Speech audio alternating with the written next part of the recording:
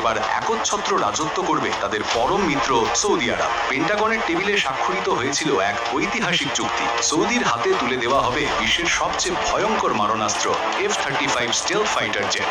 Washington আর রিয়াদের হিসাব ছিল পরিষ্কার, এই বিমান হাতে পেলে সৌদির ধারের কাছেও ঘেঁষতে পারবে না মধ্যপ্রাচ্যের অন্য কোনো শক্তি। কিন্তু সেই স্বপ্নে রীতিমতো জল ঢেলে দিল চীন ও ইরান। পর্দার আড়ালে ঘটে গেল এমন এক নাটকীয় ঘটনা যা শুনে এই মুহূর্তে পেন্টাগন থেকে রিয়াদ সবার কপালে চিন্তার ভাঁজ। খেলার মোড় আর আমেরিকার হাতে নেই, পুরো গেমটাই এবার উল্টে দিয়েছে বেজিং ও তেহরান। ঘটনার শুরুটা বেশ জাঁকজমকপূর্ণই ছিল।